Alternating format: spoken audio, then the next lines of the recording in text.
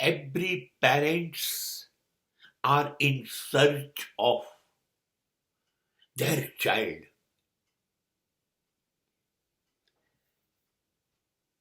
દરેક માતા પિતા એ કાયમ એની શોધ એનું બાળક છે. હવે બાળપણમાં હતું ત્યારે બાળક છે એ બાળક ના, ત્યારે તો બાળકને જ ખબર નહોતી કે મોટા થવું એ શું છે. ત્યારે મોટા જ મા બાપે કર્યા હતા, એટલે એ વખતે મા બાપને કોઈ ચિંતા નથી હોતી. પણ જ્યારે એ 4 પગના બદલે પોતાના 2 પગ ઉપર ચાલતો થાય, જ્યારે તોતડું બોલતો હતો એના બદલે સ્પષ્ટ સ્વચ્છ બોલતો થઈ જાય, હવે એને બધી જ સમજ પડવા મળે. હવે મા બાપના સિવાય સમાજનો બનતો જાય. એને મા બાપ એટલે શું એ સમજાય નહીં, પણ સમાજને સમજતો થઈ જાય, મોટો થઈ જાય. છતાં પણ દરેક મા માટે એનો દીકરો કાનો કૃષ્ણ લાલો જ હોય, એનો વાલો જ હોય. હા, બીજા બધાના સંતાનોને એ લાગણી આપી શકે, પણ મારો દીકરો સર્વશ્રેષ્ઠ આ બાબતે મૃત્યુ સુધી ભૂલી નથી શકતી, ક્યારેય નહીં.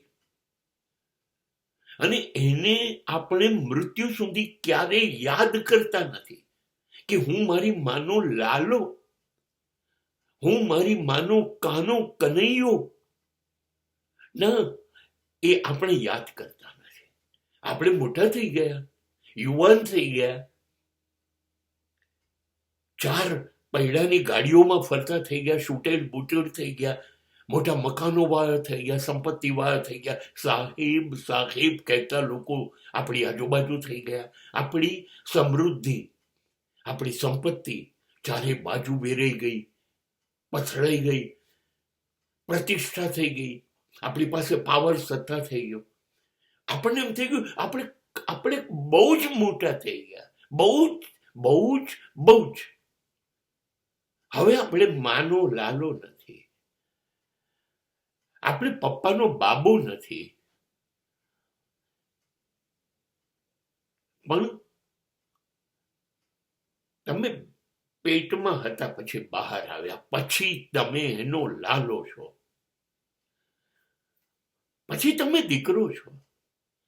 પછી 25, 35, 45, 55, 65, 70 ગમે તેટલા મોટા થાઓ, શરીરની ઉંમર વધે, પણ મા બાપ માટે દીકરો એ દીકરો જ છે.